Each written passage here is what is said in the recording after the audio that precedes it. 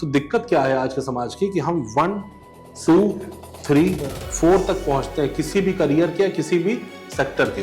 4 से जब हमें 5 पे जंप मारनी होती है, जो हमसे एक्सीलेंस की डिमांड करता है, उस पॉइंट पे हम किसी का 1 देखते हैं। लाइफ जो है ना, वो एक शॉपिंग मॉल है। जब आप घुसते हैं तो आपको एक वो मिल जाता है ना मॉल में, वो क्या बोलते हैं, ट्रॉली। तो आप वही आटा चाहिए, दूध चाहिए, आपने रख लिया। तो ट्रॉली सबकी भरी है। जो सुबह 5 बजे उठ के कंपनी गार्डन जा रहा है या जिम जा रहा है, उसके पास सेहत है। जो 8 बजे तक सो रहा है, उसके पास नींद है। आप शहर में निकल के देखिए, जिस दिन शादियां हैं, पूरी शहरें चौक है शहर की। ये मैं एक इंसिडेंट आपको इसलिए बता पा रहा हूँ कि मेरे दोस्त से जुड़ा है। शायद हो सकता है कि इस तरीके की 10-15 लोगों की अनफॉर्चुनेट डेथ हुई। तो एक दिन जब आदमी कोई फेसबुक चलाता है, वो देखता है यार ये घूमने चला गया, आज इसका बर्थडे है, ये परिवार के साथ है, ये इसके साथ है, और मैं कुछ नहीं करता। बेसिकली आपके लाइफ में भी 4 से ज्यादा ऐसे दिन होंगे जब आप खुश होते होंगे, बट आप अपना कंपैरिजन, आपके पास इंफॉर्मेशन का सेटअप इतना ज्यादा है, आपको 10 पॉजिटिविटी रोज हिट कर रही है। पॉलिटिक्स एक ऐसी चीज है दादा, जो हमारी लाइफ को सुबह से लेकर रात तक अफेक्ट कर रही है।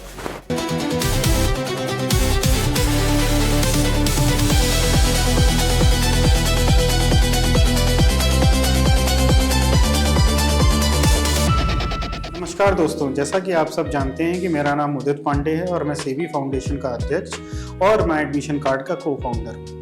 मेरा उद्देश्य हमेशा से रहा है कि आपके लिए किसी न किसी फॉरेन यूनिवर्सिटी के रिप्रेजेंटेटिव को लाऊं जो आपकी सहायता कर सके फॉरेन में एजुकेशन की। लेकिन बहुत लोगों की रिक्वेस्ट आ रही थी मेरे पास कि आप किसी ऐसे व्यक्ति को भी लाइए जो आपको अभी करंट सिनेरियो, करंट सिचुएशंस के बारे में बता सके और ये भी बता सके कि अभी जो देश में चल रहा है उसमें कहाँ किस किस क्षेत्र में नौकरियाँ उपलब्ध हैं।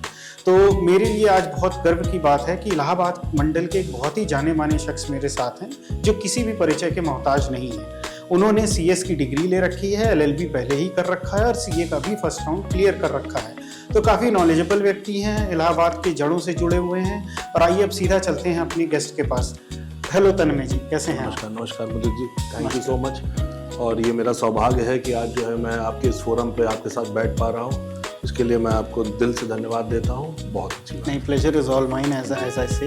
लेकिन तन्मय जी, आपका रोल यहाँ पे आज बहुत इंपॉर्टेंट है क्योंकि बहुत से अभ्यर्थी, आप एक परिचित चेहरा हैं जी। एक आपकी तरफ बहुत से बच्चे एक इम्पैक्टफुल तरीके से देखते हैं कि जो चीज़ आप कर रहे हैं, जो चीज़ आप बने हुए हैं उस समय, तो वहाँ तक कैसे पहुँचा जाए। स्ट्रगल के बारे में हम आपके ज़रूर बात करेंगे कि यहाँ तक पहुँचने में क्या क्या दिक्कतें आई, क्या क्या स्ट्रगल आया जी। बट उससे पहले मैं ये जानना चाहूँगा कि आपने CS ऑलरेडी कर रखा है जी। CA का भी आपका फर्स्ट राउंड क्लियर है जी। उसके बावजूद भी LLB क्यों? देखिए, इसको थोड़ा सा मैं आपको पीछे जाके चीज़ों का जवाब दे पाऊंगा कि मैं कॉमर्स बैकग्राउंड से रहा, ठीक है, एक मध्यम वर्गीय परिवार से रहा। तो परिवार में हम लोग के दौर में उतना फेसबुक या इंस्टाग्राम या व्हाट्सएप नहीं था। हम लोग अपनी बहनों को, अपने भाइयों को अपने आसपास देखते थे कि भाई देखो वो ये कर रहा है तो ये कर सकते हैं। तो हम लोग ने अपने कॉमर्स में अपने चीज़ों को एक्सप्लोर किया, देखा। तो हमें ये लगा कि भाई CA जो है, मैंने इनिशियली चार्टर्ड अकाउंटेंसी शुरू की। अच्छा। हाँ, तो उस समय CPT हुआ करता था, कॉमन प्रोफिशिएंसी टेस्ट। अच्छा। जो 12th के बाद CA का एंट्रेंस होता था। तो हम लोग ने उसको दिया, मैंने उसको क्वालिफाई किया। साथ ही साथ मैंने इलाहाबाद यूनिवर्सिटी में BCom में भी प्रवेश परीक्षा को उत्तीर्ण किया। क्या ये दोनों कोर्स एक साथ किए जा सकते हैं? हाँ, ये चूंकि एक डिस्टेंस लर्निंग का कोर्स होता है एक तरीके का, तो उसमें आप एक रेगुलर कोर्स कर सकते हैं। तो ये वोकेशनल टाइप का? हाँ, ये प्रोफेशनल कोर्सेज हैं। मैं उसके विषय में भी आपको बताऊंगा। तो जब मैं ग्रेजुएशन में आया, ग्रेजुएशन के साथ साथ हम लोगों ने CPT क्वालिफाई किया। उसके बाद हम लोगों की ट्रेनिंग शुरू हो गई, जिसे हम आर्टिकलशिप ट्रेनिंग कहते हैं चार्टर्ड अकाउंटेंट्स के वर्ल्ड में। उसको करने के साथ साथ हमारा सेकंड लेवल होता है CA इंटर। तो मैंने CA इंटर किया, CA इंटर भी मेरा क्वालिफाई हुआ। CA फाइनल में भी जब मैं आया तो फिर CA फाइनल भी मेरा एक ग्रुप क्वालिफाई हो गया, एक ग्रुप मेरा क्वालिफाई नहीं हो पाया। अच्छा, टोटल कितने ग्रुप होते हैं? एक्चुअली इसमें 3 लेवल्स होते हैं। पहला एंट्रेंस, दूसरा इंटर में 2 ग्रुप होते थे हम लोग के टाइम में, फाइनल्स में भी 2 ग्रुप होते थे। अब हो सकता है इधर का करिकुलम कुछ बदला हो तो मैं नहीं बता पाऊंगा, ये 10 साल पहले की बात है। तो फाइनल्स का एक ग्रुप मेरा रह गया था और वो सर मेरा नहीं निकला लगभग 5 अटेम्प्ट्स लगातार। ओके जी। तो उसमें क्या होता था कि वाली हालत होती है। हाँ, उसका एग्जाम काफी टफ था। और उसमें एक चीज ये होती है कि इंडिविजुअल आपको क्लियर करना पड़ता है 40 सब्जेक्ट्स में, and in aggregate you have to get 150। Okay. तो मेरा अक्सर ये होता था कि मेरे इंडिविजुअल क्लियर हो जाते थे और एग्रीगेट में मैं रह जाता था। एक बार हुआ, 2 बार हुआ, 3 बार हुआ। अच्छा, CA करने से पहले मेरा बैकग्राउंड क्या था कि मैं स्कूल टॉपर रहा, 10th में 12th में रहा। आपकी बेसिक शिक्षा किस स्कूल से? बिशप जॉर्ज स्कूल अच्छा, प्रयागराज से। मैं भी बिशप जॉर्ज का पढ़ा हूँ। जी, तो 10th मैंने निकाला, 10th मेरा अच्छे नंबर रहे, 12th रहा। फिर ग्रेजुएशन में भी मेरी जो है इलाहाबाद यूनिवर्सिटी में रैंक रही एंट्रेंस में। सीपीटी में भी मेरी रैंक रही 17th rank all over the nation. तो उसके बाद फिर जब सीए निकला, जब सीए में मैं फेल हुआ तो मुझे ये समझ में आया कि लाइफ में फेलियर क्या होता है। कभी मैंने फेलियर तो देखा नहीं। बड़ा सवाल है कि आपने उस समय उस फेलियर को एक्सेप्ट करना बार बार। जैसे हमारा रिजल्ट आता था तो हम जब रोल नंबर डालते थे, आपके पेरेंट्स ने कैसे उसमें? मेरे पेरेंट्स का सपोर्ट हमेशा मेरे साथ मेरी लाइफ में हर लेवल पे रहा। मैं कभी बहुत कामयाब हो गया तो वो बहुत खुश हो गए, मैं बहुत कभी मैं हार गया तो बहुत दुखी नहीं हुए। मेरे फादर, मेरी मदर, वो दोनों मेरे पावर पिलर्स हैं। उन्होंने हमेशा हमें सपोर्ट किया। मेरी छोटी बहन, और अब fortunately I have a wife, तो वो भी, everybody is very supportive. But जिस दौर की हम बात कर रहे हैं, हमारे फादर, मदर, हमारी बहन, सबने मुझे बहुत सपोर्ट किया सारे दौर में। तो उसी के साथ साथ मैं जब फेल हो रहा था तो मैं सोच रहा था कि यार अब क्या होगा जीवन। तब तो क्योंकि लगता है ना कि यार फेल हो गए तो यार सब खत्म हो गया, एवरीथिंग इज जस्ट मतलब जस्ट ड्राउनिंग अवे, सारी चीजें खत्म हो रही हैं। तो उस दौर में कैसे, बिकॉज आजकल के जो बच्चे हैं जी, वो इस दौर को झेल नहीं पा रहे हैं। मैं आ रहा हूँ उसकी आपके। तो उस दौर में हमारे एक 10th के हमारे ट्यूटर थे। ट्यूटर क्या, उनकी कोचिंग थी Bhargava classes. Okay. Nitin Bhargava, doctor Nitin Bhargava, वो अब हमारे साथ नहीं है। कोविड में उनकी अनफॉर्चुनेट डेथ होगी। तो मैं उनके साथ बैठा था, मैंने कहा भैया क्या करेंगे। और आप जानते हैं इलाहाबाद में हम लोग टीचरों से बड़ा कनेक्टेड रहते हैं कि भैया क्या करेंगे, कैसे करेंगे। तो उन्होंने कहा कि तुम ऐसा करो, CS भर दो।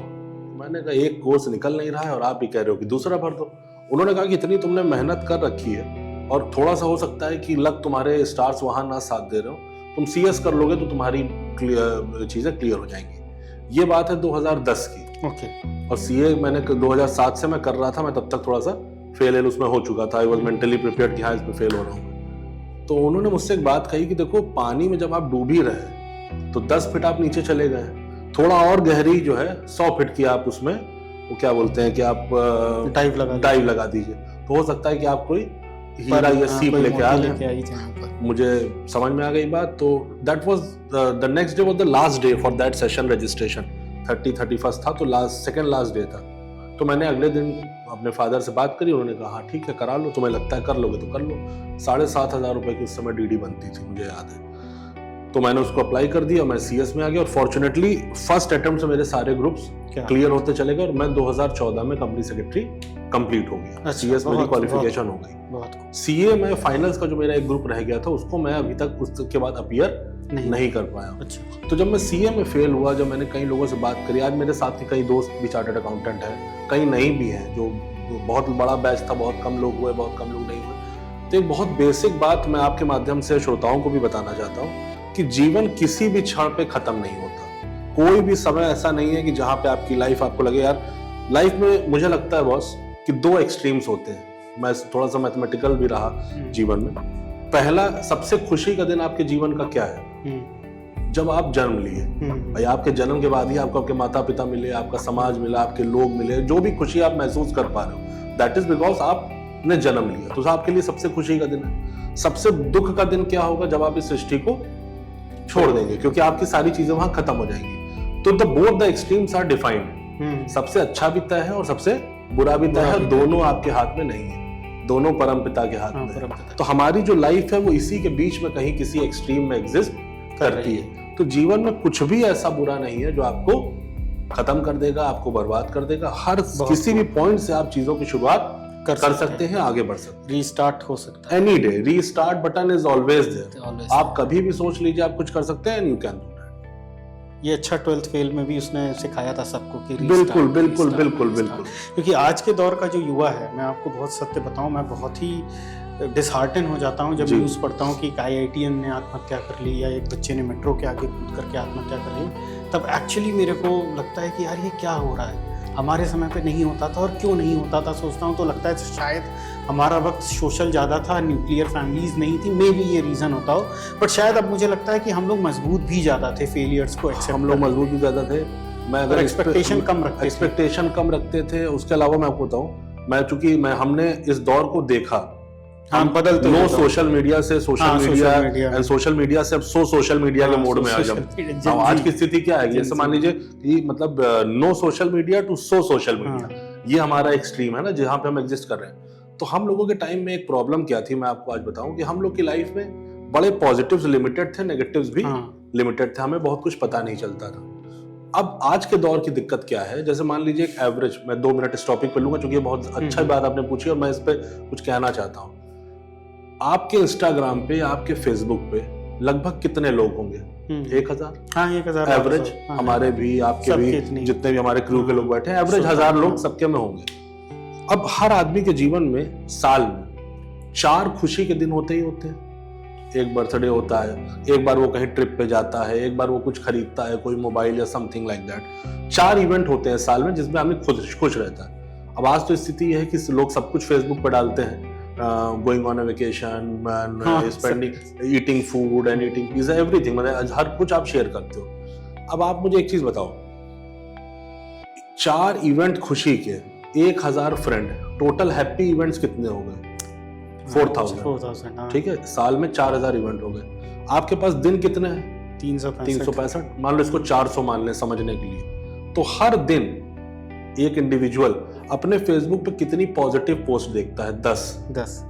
अगर आप उस रेशियो को देखें, 4000 इवेंट डिवाइडेड बाई 400, मैंने साल के दिन मान लिए 365 को बढ़ा के। तो एक दिन जब आदमी कोई फेसबुक चलाता है, वो देखता है यार ये घूमने चला गया, आज इसका बर्थडे है, ये परिवार के साथ है, ये इसके साथ है, और मैं कुछ नहीं कर रहा हूं। बेसिकली आपके लाइफ में भी 4 से ज्यादा ऐसे दिन होंगे जब आप खुश होते होंगे, बट आप अपना कंपैरिजन, आपके पास इंफॉर्मेशन का सेटअप इतना ज्यादा है, आपको 10 पॉजिटिविटी रोज हिट कर रही है और आपके पास कुछ है नहीं पॉजिटिव डालने को, ये भी एक प्रेशर है। तो ऐसे 10 दिन, 15 दिन, 20 दिन, 1 महीने बीतते हैं तो लोग उसको कहते हैं यार मेरे जीवन का तो कोई मतलब ही नहीं है, दुनिया में सब इतने खुश हैं। और दुनिया में सब उतने खुश नहीं है, वो उतने ही खुश हैं जितने खुश आप हैं। बट सोशल मीडिया का एक जो फिल्टर है, मेंटल फिल्टर है, हम उस मेंटल फिल्टर को जज नहीं कर पा रहे। आज स्टोरीज में किसी जैसे मान लीजिए हमारे समय में हमारी दोस्तों की लड़ाई होती थी तो हम लड़ते थे, वी यूज्ड टू फाइट। आज क्या होती है? आज स्टोरी लगती है, मैंने उसके लिए इतना किया, वो ऐसा निकल गया, वैसा, मतलब आप सोच रहे हैं, समझ पा रहे हैं कि इंस्टाग्राम पे और व्हाट्सएप स्टेटस के माध्यम से लोग अपना गुस्सा कम्युनिकेट कर रहे हैं, और जिसके लिए आपने लगाया उसने देखा भी कि नहीं देखा ये आपको नहीं पता, लेकिन लोगों को पता चल गया यार देखो यार इसके साथ कुछ हुआ है। तो जो अटैचमेंट है, जो अफेक्शन है, जो ट्रुथफुलनेस है रिलेशंस की, वो दादा मुझे लगती है कि अब टाइम के साथ, चूंकि लोग इतना ज्यादा सोशल मीडिया पे, सोशल मीडिया जोन में है कि they are just not being able to look after that कि असलियत क्या है, सोशल होने ही खत्म हो गए। आप बांटने अपने दुख शुरू कर दिया ना। आज आप सोचिए कि हम लोग के टाइम में जैसे किसी के फादर या मदर या किसी की ग्रैंड मदर की डेथ होती तो लोग पहुंचते थे। अब क्या है, लोग अभी पहुंचते हैं, लेकिन कई लोग ऐसे सोचते हैं जो पहुंच सकते हैं, उनको लगता है कि यार we could drop a message, तो पर्सनल टच ही खत्म हो गया है। तो ये एक बहुत बड़ा कंसर्न है जो आज के यूथ को समझना पड़ेगा कि जो आडंबरी दुनिया है और जो आभासी दुनिया है, इसके बीच का फर्क समझना बहुत। सो जो बात आपने कही वो मैंने फील करी है तन में, बिकॉज मैं अभी आपसे बहुत दिन बाद मिला, जब चर्चा हुई कि हम लोग एक पॉडकास्ट करते हैं और आप अभ्यर्थियों को, शिक्षार्थियों को थोड़ा सा गाइड करें कि कैसे क्या होता है। तो मुझे ध्यान है आपने अपने पिताजी के बारे में बताया कि अभी अभी कुछ महीने पहले वो स्ट्रोक जैसी खतरनाक बीमारी से उभरी है, और आई वाज शॉक्ड कि यार तुमने बताया नहीं। तो आपने भी ये कहा मेरे से कि दादा आप ना फोन करते हो ना मिलते हो, तो मैं कहाँ से बताऊं। तो आपने उस समय ये भी कहा कि अब तो बस एक दूसरे को सोशल मीडिया पे खुश देख करके सोच लेते हैं कि वो खुश होगा और उससे कम्युनिकेट करने की जरूरत नहीं समझते, विच इज एक्चुअली राइट, जिस वजह से हम लोग दूर हो रहे होते हैं। बिल्कुल। और उसका आभास भी हमें नहीं होता। चलिए, ये तो एक प्रकरण हो गया। दूसरा प्रकरण मैं आपसे जानना चाहता था जो सबसे जरूरी था, जो 0 वाला क्वेश्चन था कि CA, CS, why LLB? देखिए CA, CS और why LLB मैंने CWA भी कर रहा था। अच्छा, CWA तीसरा कोर्स है जी। एक्चुअली इन तीनों कोर्स के बारे में भी आपको मैं बताता चलूं कि चार्टर्ड अकाउंट, ये तीनों मैंने नेशनल एक्ट्स के थ्रू इनेक्टेड बॉडीज इनको चलाती है। जैसे the CA course is being taken care by the institute of chartered accountants of India. The company secretary course is being taken care by the Institute of Company Secretaries of India. आप इसके शायद अध्यक्ष भी रहे हैं। मैं Prayagraj chapter का youngest president. अच्छा जी। कॉस्ट अकाउंटेंट जो है the institute of cost and works accountant of India, ये इनकी बॉडी है। तो तीनों के पीछे जो है दादा एक्ट्स हैं। जैसे द चार्टर्ड अकाउंटेंट जो है that is governed by the chartered accountants of India act 1949। Cost accountants of India act 1959 and company secretaries of India act 1980। अच्छा, सबसे जो अभी जो चल रहे हैं जी।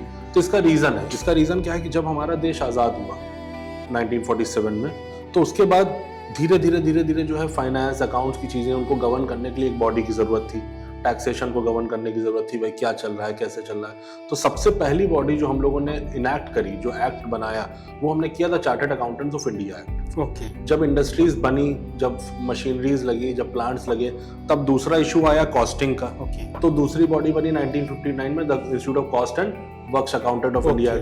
जब व्यापार कॉर्पोरेट स्ट्रक्चर पे चला गया, जैसे कि पहला हमारा कंपनीज एक्ट इसके पहले का 1956 था, फ्री आजाद भारत का, उसके पहले 1913 था, but that is a different thing. तो जब 1956 में एक्ट बना, जब लोग कंपनीज बनाने लगे, कॉर्पोरेट्स काम करने लगे, तब जब उनको रेगुलराइज करने की बात आई, तो हमने बनाया company secretaries of India act 1980। तो मेरा लॉ करने का बेसिक रीजन ये था कि मैं छात्र संघ का चुनाव लड़ना चाहता था। अच्छा। इलाहाबाद विश्वविद्यालय। अच्छा जी।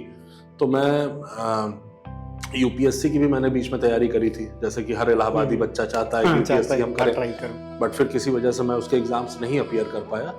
तो मेरी इच्छा थी चुनाव लड़ने की। तो हमने चुनाव लड़ने के लिए मुझे किसी कोर्स में एडमिशन लेना था। देखिए, this was a blessing in disguise. मैं बिल्कुल सच बोलूंगा, क्योंकि आप जानते हैं मैं बनावटी बातें नहीं करता। तो मैंने एलएलबी में एडमिशन, मैंने एंट्रेंस दिया, मेरा एंट्रेंस हो गया, मैंने एलएलबी कर ली। आज मुझे उसका बेनिफिट समझ में आ रहा है कि that was the best decision of my life. Reason भी, मैं इलाहाबाद नहीं छोड़ सकता, क्योंकि मेरी कर्म भूमि है। हाँ। मेरी पॉलिटिकल भूमि है, मेरी सोशल भूमि है, और मुझे बहुत प्यार है इस शहर से, इस जगह से। उसके बाद कंपनी सेक्रेटरीज जो कोर्स है, जो ज्यादातर कॉर्पोरेट्स को केटर करता है, ज्यादातर स्पेसिफिकली कॉर्पोरेट्स की एग्जिस्टेंस अभी इलाहाबाद में उतनी ज्यादा नहीं, इलाहाबाद या उसके आसपास आउटस्कर्ट्स में उतनी नहीं। मेट्रोज में ज्यादा है, और टाइप जो आपके पूना, कोलकाता, मुंबई, सब में तो खैर बहुत अच्छा स्कोप है।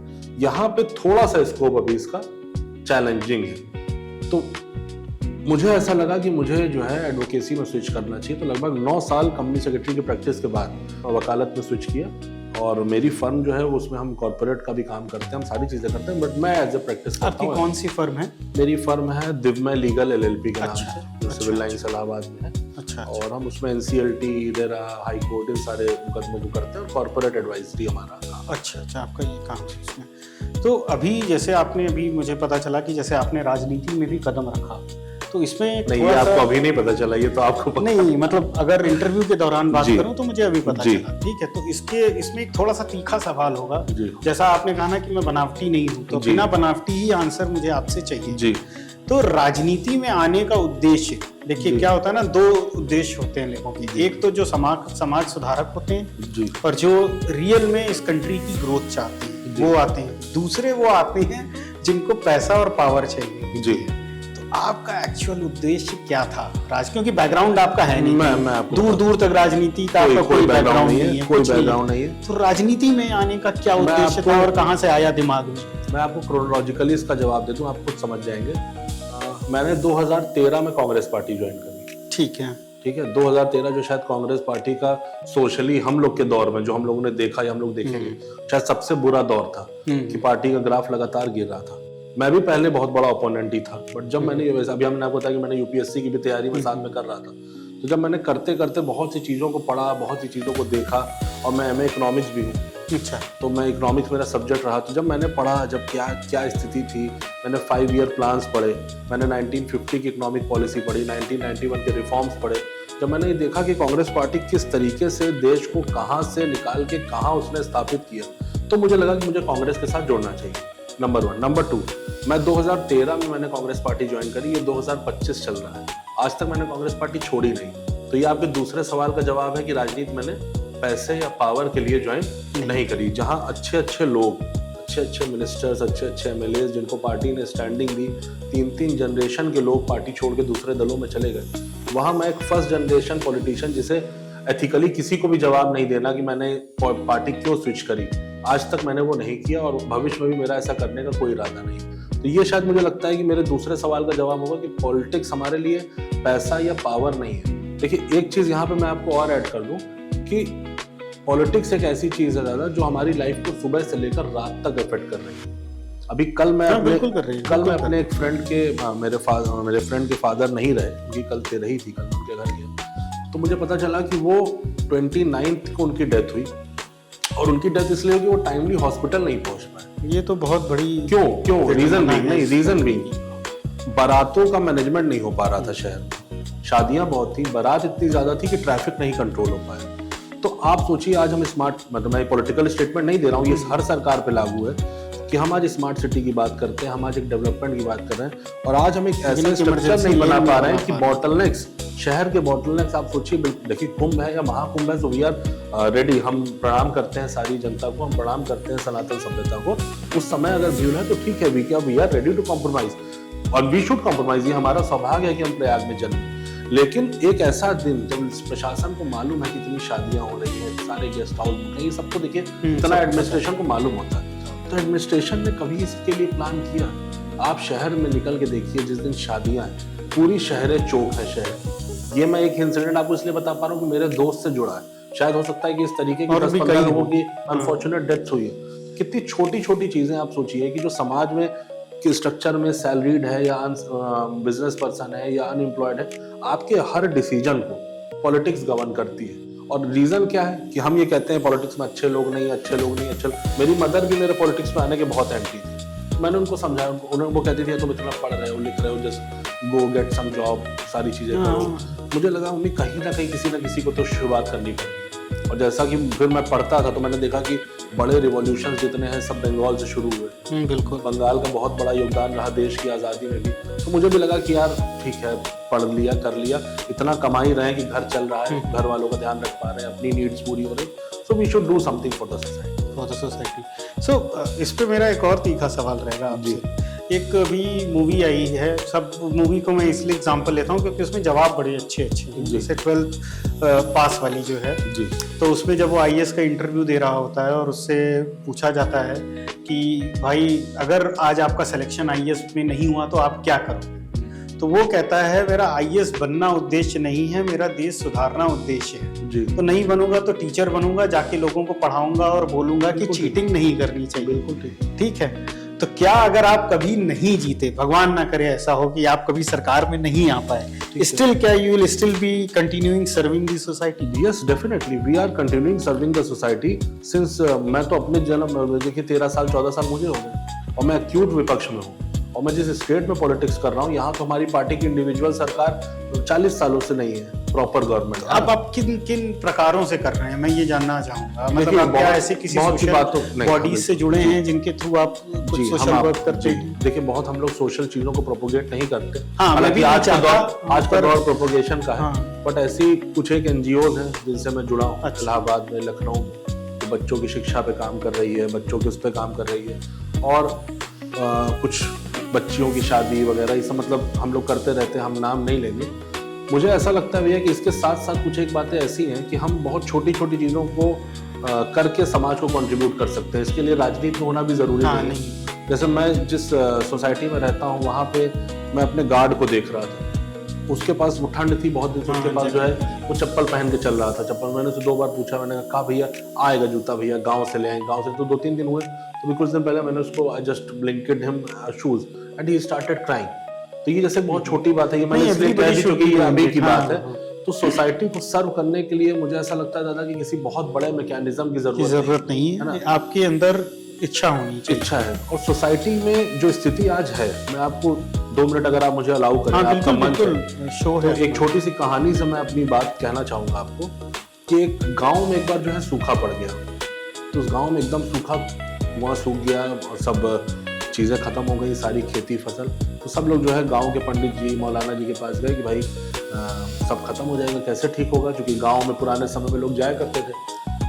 तो पंडित जी ने कहा कि भाई ऐसा है, गांव का कुआं मंदिर का सूख गया है, हर आदमी 1-1 बाल्टी दूध अपने घर से ला के डाल दे रात में 1-1 बाल्टी डाल दीजिए, और सुबह अगर वो कुआं भर जाएगा दूध से तो विपदा शांत हो जाएगी, जो गाँव के देवता नाराज हैं वो ठीक हो जाएगा।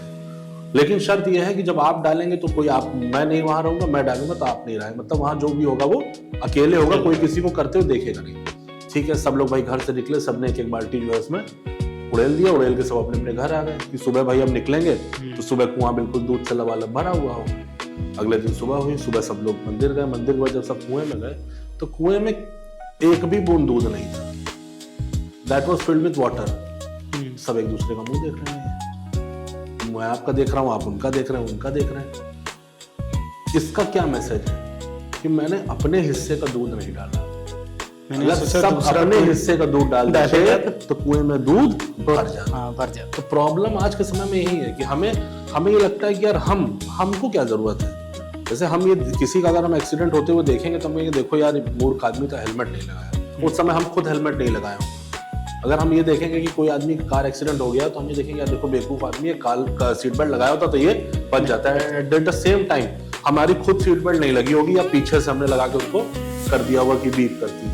तो प्रॉब्लम यही है कि पॉलिटिक्स से जो हम एक्सपेक्ट करते हैं ना, जैसे एक पॉलिटिशियन क्या करेगा, बहुत कुछ कर सकता है, चीजें कर सकता है, लोगों को अवेयर कर सकता है, बट आप मुझे बताइए अगर एज एन इंडिविजुअल भी हम अपना रोल प्ले कर रहे हैं तो that is a social asset, that is a social contribution. तो हमें अपने हिस्से का दूध डालना है जितना भी हम कर सकें। हम चाहे सरकार में आए, हम चाहे ना आए, हम कोई चुनाव लड़े ना लड़े, चुनाव जीते ना जीते, हमारा ऑब्जेक्ट बिल्कुल क्लियर ऑब्जेक्टिव है कि हमें जो है जो प्रॉब्लम हमारे पास आएगी, जैसे जो लोग संविधान की शपथ लेते हैं एमपी होने पे, एमएलए होने पे, मिनिस्टर होने पे, जो भी होने पे, वो हम एज एन इंडिविजुअल लेते हैं। मैं एज एन इंडिविजुअल लेता हूँ कि जो भी मुद्दा मेरे सामने लाया जाएगा, मेरी क्षमता में जो होगा मैं उसमें अपने हिसाब से बहुत खूब। आप ये मेरी अपनी सोच है। बहुत आवश्यकता है इस देश को। इसमें एक सवाल मैं और करना चाहूँगा तन्मय जी, बिकॉज आप हाईली नॉलेजेबल हैं, आपने कॉमर्स की डिग्रीज ले रखी हैं, इकोनॉमिक्स पढ़ रखा है, तो आपको नहीं लगता कि क्या कुछ क्लासेस भी आपको चलानी चाहिए जहाँ आप पढ़ाएं या बच्चों को थोड़ा सा शिक्षित करें? जी, क्योंकि एम्प्लॉयबिलिटी का बहुत इशू है इस कंट्री में और उसका एक बड़ा रीज़न मैं मानता हूँ कि गैप है। गैप कहाँ पे? अंडरस्टैंडिंग में। क्योंकि मैं चाहे naukri.com खोलूँ, चाहे shine.com खोलूँ या कोई भी जॉब की वेबसाइट पोर्टल खोलूँ, मॉन्स्टर, सब में थाउजेंड्स ऑफ अवेलेबल जॉब दिखाई जाती है। क्योंकि मैं सिर्फ गवर्नमेंट जॉब को जॉब नहीं मानता, प्राइवेट को भी मानता हूँ, ठीक है। तो जब इतनी जॉब्स अवेलेबल हैं फिर भी यूथ अनएम्प्लॉयड है, तो इसका मतलब कहीं शायद स्किल में मिसमैच है। मे बी ए एक्स से जोड़ा जा रहा है और वाई जो है डब्ल्यू से जोड़ा जा रहा है, ए से बी और बी से सी नहीं जुड़ रहा। मे बी अगर ऐसा है तो क्या ऐसा नहीं लगता कि हम लोगों को ऐसा प्रयागराज वासी कुछ ऐसा करना चाहिए? और आपको भी, क्योंकि आप तो खुद कॉमर्स के क्षेत्र में बहुत अच्छी नॉलेज रखते हैं, हो सकता है आपके पास बहुत सवाल भी आए इस पॉडकास्ट के बाद, क्योंकि आपका नंबर छोड़ा जाएगा तो काफी बच्चे सवाल पूछे सीएस के बारे में, सीए के बारे में। तो क्या आपको ऐसा नहीं लगता कि जो आप एक अपनी एलएलपी चला रहे हैं उसमें एक छोटा मोटा कंसल्टेंसी भी रखनी चाहिए, जिस बच्चे को मार्गदर्शन चाहिए कॉमर्स के क्षेत्र में एटलीस्ट, तो उसको वो मिले? देखिए, हमेशा चूंकि मैंने आपसे कहा कि मैं कंपनी सेक्रेटरी इंस्टीट्यूट की भी पॉलिटिक्स में रहा, इलाहाबाद का चेयरमैन भी रहा, तो बहुत से बच्चे हमसे कनेक्टेड हैं। ठीक, इन जनरल भी अगर हमारे पास कभी किसी की क्वेरी आती है तो हमारा ऑफिस हमेशा आपके लिए खुला है। हम मतलब मुझे कोई प्रॉब्लम नहीं है किसी भी तरीके से गाइड करने में, एडवाइस करने में, और फ्री ऑफ कॉस्ट मैं लोगों को गाइड करता हूँ, करना भी चाहिए।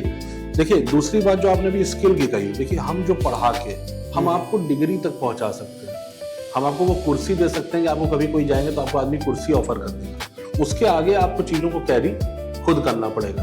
आज एक दिक्कत जो आप एम्प्लॉयबिलिटी की कहते हैं वो ये भी है बॉस कि एक 28 साल का लड़का अपनी ग्रोथ 40 साल के आदमी से कंपेयर करता है कि भाई मैं 24-25 साल में हूँ यार, वो 40 साल का है। देखिए, एक थोड़ा सा मैं धार्मिक प्रवृत्ति का हूँ, तो मुझे ऐसा लगता है कि व्यक्ति का सिर्फ लाइफ ही उसकी मार्कशीट नहीं है। जैसे आप अपने परिवार में आपका जन्म हुआ, मेरे परिवार में जन्म हुआ, अगर मेरा जन्म हो सकता है किसी और परिवार में हुआ तो मेरा जीवन हो सकता है कि और स्ट्रगल रहता या और अच्छा हो जाता। वो सिर्फ लाइफ ही हमारा पैरामीटर नहीं है, हमारा जन्म कहाँ हुआ, हम किस हालातों में हम पैदा हुए, किस हालातों में हम बड़े, अच्छी बात बोली, ये सारी चीजें मिल के हमें वो बनाती हैं जो आज हम हैं।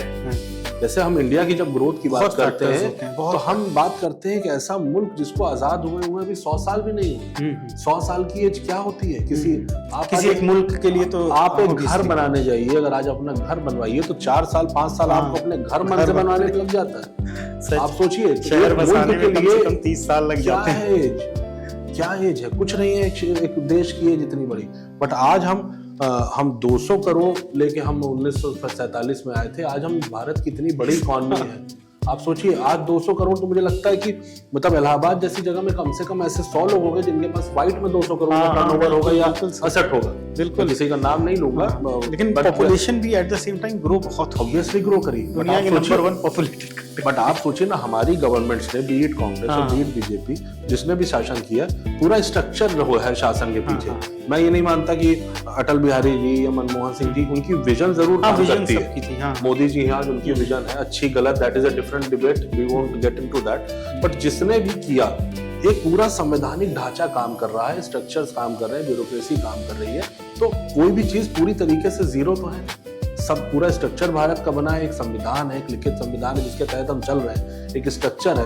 तो आप खुद सोचिए कि कहीं ना कहीं हमने सारी प्रॉब्लम्स को फेस किया, हम आगे बढ़े। आज यूथ के साथ प्रॉब्लम जो आ रही है, जो मैं देख पा रहा हूँ कि वो रील से ही मोटिवेशन लेना चाह रहे हैं। They are following different channels और बस उसी से जो है 1 घंटा 2 घंटा 3 घंटा 4 घंटा 5 घंटा रील देख देख के they are just trying to motivate. किसी में वो शेयर चल रहा है, अब शेयर का टाइम आएगा, किसी में वो भेड़िया चल रहा है, नेक्स्ट प्राइज, मतलब दे आर जस्ट नॉट, मैंने मैं खुद भी उसी का हिस्सा हूं, मैं अपने को बहुत बुजुर्ग नहीं मानता, लेकिन मैंने चूंकि बहुत से स्ट्रगल्स देखे हैं, है ना, तो आदमी उसमें नहीं जाना चाह रहा है, आदमी इंडेक्स में जाना चाह रहा है। आज के समय की जो नई जनरेशन है दादा, with due respect and love to them, मैं बहुत प्यार करता हूँ अपने छोटे भाई बहनों से, बट उनको इस दौर से निकलना पड़ेगा। इस सोशल मीडिया का जो ये ब्लफ है, मैं आपको फिर बता रहा हूँ, सबसे बड़ी समस्या वही है। आप करते क्या है, आज आपके पास एक्सेस है पूरा, आप देख रहे हो कि यार इंदौर में फला आदमी ये कर रहा है, दिल्ली में फला आदमी ये कर रहा है, उसके पीछे का क्या स्ट्रगल है, what he is been to. हर आदमी ने हर जगह पहुंचने की कीमत चुकाई है। आज अगर आप बैठे हैं, हम लोग मिले बहुत दिन बाद है, बट ठीक है, मैं आपको जानता हूँ, आपका एक बहुत ग्लोरीफाइड करियर रहा, आपने बहुत से बच्चों को जो है लाइफ अचीव करने में आपने मदद करी, आपने लोगों को मैंने पॉजिटिव, उस दौर में आपने फॉरेन एजुकेशन को प्रमोट किया, जिस दौर में फॉरेन एजुकेशन के नाम पे लोग घबराते थे। हाँ, बिल्कुल नहीं। और लोग कितने फ्रॉड, मैं भी जानता हूँ, जब इलाहाबाद से गया था स्टेशन पे 15-20 लोग मुझे छोड़ने, आप सोचिए, नहीं लोग जैसे इसको बड़ा नेगेटिवली लेते थे, अरे यार पता नहीं क्या होगा, बट उस दौर में आपने फेथ क्रिएट करके आगे किया, तो आपने अपनी जगह पहुंचने की कीमत चुकाई, मैंने अपनी जगह पहुंचने की कीमत चुकाई, जितने भी लोग समाज में कुछ भी कर रहे हैं उसने कीमत चुकाई। और अल्टीमेटली मैं आपको बताऊं दादा, लाइफ जो है ना, वो एक शॉपिंग मॉल है। जब आप घुसते हैं तो आपको एक वो मिल जाता है ना मॉल में, वो क्या बोलते हैं, ट्रॉली, तो आपको आटा चाहिए, दूध चाहिए, आपने रख लिया, तो ट्रॉली सबकी भरी है। जो सुबह 5 बजे उठ के कंपनी गार्डन जा रहा है या जिम जा रहा है, उसके पास सेहत है, जो 8 बजे तक सो रहा है उसके पास नींद है। ट्रॉली भरी सबकी है, जो आपको चाहिए, नींद के साथ कोलेस्ट्रॉल भी है। इट्स मतलब you are free to choose, वो कहते हैं ना, you are free to choose but not free from the circumstances, situations. हाँ, आप उसके consequences, you are free to choose but not free to choose the consequences. आपने choose कर लिया।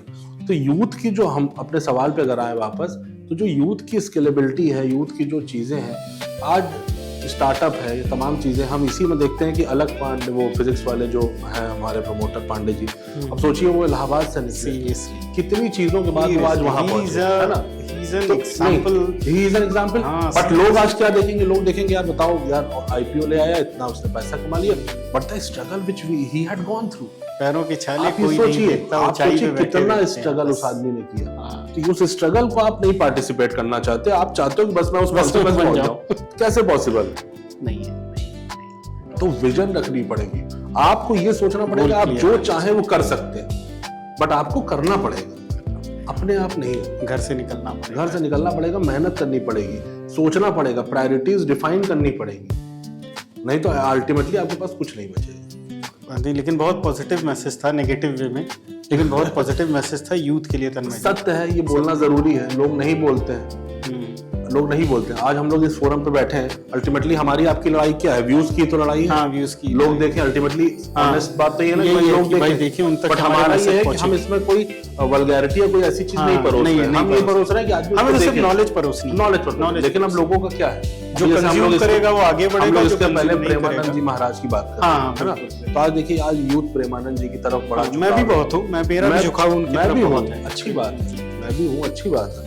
अब आप सोचो कि आज धर्म भी जो है सोशल मीडिया पे, मैं इसलिए बार बार बोल रहा हूँ दादा कि सोशल मीडिया आज बहुत बड़ा माध्यम है किसी भी चीज को कम्युनिकेट करने का। जैसे पिछले 10 सालों में आपने जय श्री महाकाल लिखी गाड़ियां बहुत देखी। हाँ, बिल्कुल देखी है, सभी ने देखी। हमारी भी आस्था महाकाल में है, हम बहुत मानते हैं महादेव को, इसमें कोई दो राय नहीं। हम महाकाली के उपासक हैं, हम माता पिता के रूप में उनको पूछते हैं। लेकिन जो रील्स के माध्यम से इधर भी जो ट्रेंड बढ़ा है, आप समझिए कि मतलब धर्म को, धार्मिक मान्यताओं को भी जो है रील्स अफेक्ट कर रही है, जो अच्छी बात है, उसमें कोई बुराई भी नहीं है, होना चाहिए किसी भी तरीके से धर्म का बढ़ावा हो। नहीं, हम भी होना चाहिए। तरह के देखा जाए तो उसी सेम माध्यम का इस्तेमाल कर रहे हैं बच्चों को नॉलेज बिल्कुल करना चाहिए, करने के लिए। लेकिन अल्टीमेटली मोटिवेट करने देखो, आप देखिए मेरी बात समझिए कि हमारे हाथ में 5 उंगलियां हैं, हमने रील देखी, हम मोटिवेट हुए, हमने काम शुरू किया, ये सबसे है इम्पोर्टेंट ना, हम बढ़े। अब बच्चे दूसरी उंगली पे रुक जाते हैं।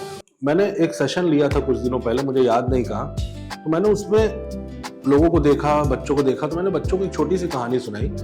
कहानी क्या है, ये एक्चुअल एक्सपीरियंस है, मैंने देखा है। मेरी बहन का बेटा जो है वो लिखना सीख रहा था, तो उसने 1 बनाया, फिर नंबर लिखना सीख रहा था, तो 1 वॉज ईजी। तो ऐसा आप भी कभी ट्राई करिए, कभी किसी बच्चों को आप लिखते हुए देखिए, जब वो 1 लिखेगा किसी भी भाषा में तो बहुत ईजी है, अपना 1 लिख दिया। 2 is slightly tough than 1 की मतलब कर बनाया और जोड़ा। 3 is more tough than 2, 3 and then compare। 4 थोड़ा टफ है कि यार एक लाइन ऐसे एक ऐसे एक ऐसे। अब देखिए प्रैक्टिकल है ये, मैंने देखा अपने सामने। 4 से जो है सबसे टफ है 5। 4 से सबसे टफ है 5, क्योंकि एक पैर एक पीछे फिर ऐसे फिर उल्टा कर। 5 से 6 बहुत ईजी है, 6 से 7 ईजी है क्योंकि बच्चा 3 बना चुका है, 7 से 8 ईजी है क्योंकि बच्चा 3 बना चुका है, 8 के बाद 9 ईजी है क्योंकि बच्चा 1 बना चुका है। तो दिक्कत क्या है आज के समाज की कि हम 1, 2, 3, 4 तक पहुंचते हैं किसी भी करियर के या किसी भी सेक्टर के। 4 से जब हमें 5 पे जंप मारनी होती है, जो हमसे एक्सीलेंस की डिमांड करता है, जो हमसे और एफर्ट की डिमांड करता है, जो कहता है कि हम अपना सब कुछ न्यौछावर कर दें उस पॉइंट पे हम किसी का 1 देखते हैं, बहुत हमें लगता है यार ये आदमी तो यार इसका तो बहुत ईजी है मामला। फिर हम क्या करते हैं, वहां से स्विच करके उसके 1 पे चले जाते हैं, 1, 2, 3, 4। फिर जब उसमें 4 से 5 आता है तो हमको क्योंकि आदत हो गई छोड़ देने की, हमें आदत हो गई कंफर्ट जोन में आने की, तो जब वहां 4 से 5 जाना होगा तो हम फिर किसी दूसरे का 1 देखेंगे और हम कहीं भी 1 से 9 कंप्लीट नहीं करेंगे। तो अपनी चॉइसेस को डिफाइन रख के उस पर चलते रहना ही जीवन है और वही सक्सेस। कि हम सब इस इंडस्ट्री को 15-15 साल, आप अपनी इंडस्ट्री को दे सकते हैं, मैं अपनी इंडस्ट्री को 15 साल दे चुका हूँ, 16वां चल रहा है, तो मतलब तब जाके आज किसी एक जगह पे बैठे हैं जहां से हम लोगों का मार्गदर्शन कर सकें। अच्छा, एक चीज और है दादा, ये भी बोलना बहुत जरूरी है। हम लोग जब पढ़ते थे, जैसे मैं जब पढ़ाने में आया या पढ़ने में आया, तो मेरी लाइफ में कई टीचर्स का बहुत योगदान है। लेकिन जैसे नितिन भार्गव जी का मैंने नाम लिया, उसके साथ साथ जब मैं साई एजुकेशन एकेडमी से जुड़ा, तो विभाष भैया, विभाष अवस्थी, आशीष जायसवाल, आशीष मतलब they were and they are like a family. आप मिले हैं, बहुत बार मिला, वो परिवार है हम लोग का, है ना। तो उस समय की स्थिति ये थी कि उनके पढ़ाने का तरीका, उनके बच्चों से जुड़ने का तरीका और बच्चों का उनसे जुड़ने का तरीका सब बहुत अलग था। जैसे अगर कभी टीचर उस समय बच्चों को डांट दिया करते थे या मार दिया करते थे, तो पेरेंट्स कभी उसके लिए जाते नहीं थे। पेरेंट्स ये कहते थे कि कुछ किए होगे। मतलब हमको याद है कि हम लोग की पेरेंट टीचर्स मीटिंग में अगर हमारी मदर जाती थी तो हम लोगों को डर लगता था। मदर जाती तो हमें डर लगता था। हमारे फादर टूरिंग जॉब में थे, वो कभी टूर पे है तो हम ये मनाते थे कि यार पिताजी का हमारे टूर जो है वो उस दिन ना लगे, पीटीएम के दिन, क्योंकि मम्मी जाएंगी, मम्मी शिकायत कर देंगी। ये नहीं डर था कि मम्मी से हम ये कहते कि हमको किसी टीचर ने फला दिन डांटा था। आज की स्थिति तो ये है कि अगर टीचर बच्चे को मार दे, टीचर्स डरते हैं। अब तो टीचर्स डरते हैं। तो जब कंट्रोल ही नहीं, जब स्कूल से कंट्रोल नहीं, लेकिन उसके पीछे तन्मय जी ना एक प्रॉब्लम और है, बच्चे कमजोर हो गए हैं। जैसे मैंने जो एक रीसेंट एग्जांपल दिया कि एक बच्चा मेट्रो के आगे कूद के जान दे देता है और उसके सुसाइड लेटर में लिखा होता है कि he get bullied by the teachers. और बुली क्या होगा, वो वही होगा जो हमारे समय में होमवर्क नहीं किए। तो आज के समय में बच्चे अलग तरह से प्रिपेयर ही हो रहे हैं क्या, शायद पेरेंट्स की तरफ से ही। बिल्कुल नहीं। आप मेरी बात सोचो दादा, मैं आपको बताऊं कि आज के समय में हम अपने बच्चों को, है ना, हम मतलब एज ए जनरेशन हम अपने बच्चों को सिर्फ अच्छी लाइफ स्टाइल देना चाहते हैं, उसके लिए ज्यादा पैसा कमाना चाहते हैं, उसके लिए ज्यादा अच्छी स्कूलिंग करना चाहते हैं। हम उसके साथ बात नहीं करना चाहते, जब जो सबसे जरूरी है हम उसके साथ उसको कॉन्फिडेंस नहीं देना चाहते। हम उसको बैठ के, जैसे मुझे याद है कि मैं अपने स्कूल में था और मेरी किसी से लड़ाई हो गई, कुछ हो गया, तो मैं अपने घर आया, मैं बड़ा अपसेट था। तो मेरे घर वालों ने कहा, मेरी मदर ने कहा कि देखो ये part and parcel of life है, हम तुम्हारे लिए कहीं लड़ने नहीं जाएंगे, ये लड़ाई तुम्हें खुद लड़नी पड़ेगी, बट हम लोग तुम्हारे साथ हैं, कभी कोई ऐसी हरकत तुम मत प्लान करना, मत सोचना। हालांकि इतना हम लोग के दौर में था, सुसाइड में कोई ट्रेंड नहीं था। हम लोग नहीं था कि पर्सनली हम लोग बातचीत करके चीजों को सॉल्व करते थे। अब आज टीचर्स बुली कर रहे हैं, देखिए लाइफ तो आपको बुली करेगी ही करेगी। लाइफ बताइए, लाइफ बुली करेगी ही करेगी। किस दौर में लोग बुली नहीं हो रहे हैं? आप बताइए किस लेवल का भी बुली? तो लाइफ नहीं है, लाइफ नहीं। आज लोग सोचते हैं कि यार मैं ये हो जाऊंगा तो मेरी लाइफ बुली होना बंद। आज आप जैसे हम लोग CA/CS की बात कर रहे हैं, जितने भी मेरे प्रोफेशनल साथी हैं सब जानते हैं कि आप जिस दिन बन जाते हैं उसके बाद क्लाइंट आपको बुली करता है। वैसे बुली नहीं करता, बट अपने काम के प्रेशर से, अपनी बातों से या चीजों से आपको बुली करता है। तो लाइफ में आपका जन्म ही बुली होने के लिए हुआ है। बिल्कुल, इससे पैनिक करने का तो ये तो अपनी अप्रोच है, ये लोगों को बात करनी पड़ेगी। लोगों को मैं आपसे क्या कह रहा हूँ, कॉन्वर्सेशन इज फिनिश्ड। हम लोग खुद अपने घर में से कहीं ना कहीं देखते होंगे कि 4 लोग अगर बैठे हैं तो 4 में से 3 जो है they are scrolling our phones, mail देख रहे हैं। मैं खुद भी इसका पार्ट एंड पार्सल हूँ, मैं ये नहीं कहूंगा कि मैं नहीं। ये इतना ज्यादा एक हैबिट हो गई है कि मेल या लिंक्डइन या फेसबुक नशा है, नशा हो गया, नशा है। इसको हम सबको एक साथ कहीं ना कहीं कंट्रोल करने की जरूरत है। यही दादा इस समय की सबसे बड़ी प्रॉब्लम है। नहीं, कुछ दिन पहले मैंने सौभाग्य से एक बहुत अच्छी स्कूल की हेड है, उनको भी मैंने इंटरव्यू किया था कि बच्चों को कैसे मोबाइल से दूर रखें। तो उन्होंने भी यही बात कही थी कि ये इस समय एक ऐसा नशा है जो किसी भी ड्रग से ज्यादा खतरनाक है इस देश के लिए। कि आप एक मेट्रो स्टेशन पे खड़े होते हैं जहाँ पे लोगों को आपस में एक दूसरे से बात करनी चाहिए, वहां पे 90% लोग सिर्फ स्क्रॉल कर रहे होते हैं। बचे 10% अगर एक दूसरे को जानते हैं तो बात कर रहे हैं, अदरवाइज इधर उधर देख रहे हैं, वो भी बात करने में इंटरेस्टेड नहीं है कि भैया ट्रेन कितनी देर में है। बिल्कुल, तो सबसे बड़ा विडंबना ही कह लीजिए इतने विश्व के सबसे ज्यादा पॉपुलेटेड तो हमें पॉपुलेटेड कंट्री में भी ये हालत है कि हम बात नहीं करते। हम बात नहीं करें, हमें कुछ परेशानी होगी तो हम नहीं डिस्कस करेंगे। हम फेसबुक इंस्टाग्राम चलाएंगे। आप बीमार होंगे तो आप गूगल से बात करेंगे कि भाई, और गूगल और वो 80% बीमारियों को वो कैंसर से ले जाके जोड़ देगा। गूगल के पास तो एक ही जवाब है, आपके हाथ में दर्द हो रहा है तो घुमा फिरा के कहीं ना कहीं आपको जो है कैंसर करा देगा। मतलब एक ड्यू रिगार्ड्स टू गूगल। नहीं, ये तो बिल्कुल। बट एक बात है कि हमारा एक चैनल है मंथन, उसमें हम डॉक्टर्स को भी इंटरव्यू करते हैं। और मेरे खुद के अंकल हैं अनिल त्रिपाठी जी, जो लखनऊ दूरदर्शन में आप जानती हैं उनको बहुत अच्छे, तो वो करते हैं डॉक्टर्स को। तो बहुत ही प्रसिद्ध डॉक्टर है इलाहाबाद के प्रणव भूषण पांडे जी, हड्डी के, उन्होंने यही बात बोली कि भैया गूगल बाबा से बहुत दूर रहिए, बहुत दूर। आप देखे नहीं कि आपको एंजाइटी हो जाएगी, एक और बीमारी। और दूसरी बात आप सोचिए, आज के दौर में जो सर्विलांस कैपिटलिज्म जिस लेवल पे है, आप कोई ऐड सर्च करिए तो आपको फ्लिपकार्ट, अमेजॉन सबके जो है सारी चीजें आने लगती है। तो वो तो हमको आपका गुलाम बना रहा है। हम क्या ढूंढ रहे हैं वो बताने लगे कि यार मतलब इसका ये ऐड आ रहा है। तो इस दौर का सर्विलांस कैपिटलिज्म है, उसी के माध्यम से। बट ये आज की जनरेशन को नहीं समझ में आ रहा है, आज हमें भी नहीं समझ में फंस रहे हैं। असलियत ये है कि हम लोग खुद भी इसमें फंस चुके हैं। बट कहीं ना कहीं हमें एक लाइन ऑफ डिफरेंस ड्रॉ करने की जरूरत इसमें 100% है। Otherwise future is very tough.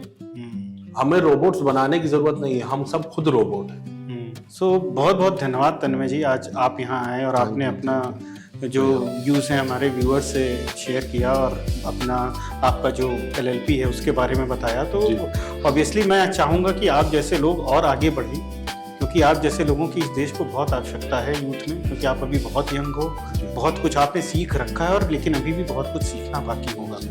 लेकिन जो सबसे ज़रूरी बात है कि अभी आप 1 मिनट अगर मैं आपको दूँ तो उस 1 मिनट में आप इस यूथ को क्या मैसेज देना चाहोगे अपनी तरफ से? देखिए, अपने परिवार से जुड़े रहिए, अपनी वैल्यूज से जुड़े रहिए, अपने माता पिता से जुड़े रहिए, धर्म से जुड़े रहिए, ईश्वर से जुड़े रहिए, और बैठ के ये सोचिए कि आप अपने आप को 5 साल या 10 साल बाद कहाँ देखते हैं। और आपके जीवन में जो भी हो रहा है, सपोज करिए आज आपकी बाइक खराब हो गई, आज आपका मोबाइल टूट गया, या आज आपकी किसी दोस्त ने आपसे बात करना बंद कर दिया, या कुछ भी ऐसा आपके जीवन में हुआ, तो उसका इम्पैक्ट आपके जीवन में कितने समय तक रहेगा। जैसे आपका मोबाइल टूट गया, हो सकता है वो प्रॉब्लम 15 दिन बाद ठीक हो जाए, 10 दिन बाद ठीक हो जाए, अगले दिन ठीक हो जाए। क्या वो प्रॉब्लम आपकी लाइफ में 5 साल तक असर डालेगी? नहीं डालेगी। तो जो इवेंट या जो मिसहैपनिंग या हैपनिंग आपकी लाइफ में जितना लंबा असर डाले, उसको उतना ज्यादा अपने दिमाग पे हावी होने दीजिए। जो चीज का इम्पैक्ट क्षणिक है या जो चीज हो गई, उसको बहुत ज्यादा सर पे मत रखिए, अपने प्रेशर मत लीजिए। अपना जीवन जितना सिंपल हो सके उतना सिंपल बनाइए। स्टीफन आर कोवे साहब की एक 90-10 थ्योरी है कि 90% जो है चीजें हमारे कंट्रोल में नहीं है, 10% चीजें हमारे कंट्रोल में है, बट इम्पैक्ट जो है हमारे कंट्रोल में पूरा है। हमारी गाड़ी खराब हो गई तो उस पर हम कैसे रिएक्ट करते हैं, ये हमारे हाथ में। रिएक्शंस कंट्रोल करिए, और एक हमारे यहाँ कॉस्टिंग में कॉन्सेप्ट है दादा, रिलेवेंट कॉस्टिंग या इररिलेवेंट कॉस्टिंग का। तो जो हो गया वो हमारे लिए भी रिलेवेंट है, दैट इज हम उसमें कुछ भी बदल नहीं सकते। जैसे हम मान के चलिए अभी हमारे पास 6:15 बज रहा है, हम 6:10 का भी कुछ भी बदलने की हमारी हैसियत नहीं है। तो हम उसके बारे में रोए ना, जो रायता फैल गया, जो आप अपनी भाषा में बात करते हो, उस रायते को बहुत समेटने का प्रयास मत करिए, वो अपने आप साफ हो जाएगा। आप आगे देखिए और आगे लाइफ को पॉजिटिवली लेके आगे। बहुत बहुत धन्यवाद तन्मय जी। और जैसा कि इन्होंने कहा, मैं बिल्कुल आप सबसे यही अनुरोध करना चाहूँगा, पहले तो अपने अंदर की शक्ति को बढ़ाएं, दूसरा अध्यात्म से जुड़ें, और तीसरा पीछे के बारे में सोचना बंद करके आगे सोचना शुरू करें। Thank you everyone for watching us. Thank you so much.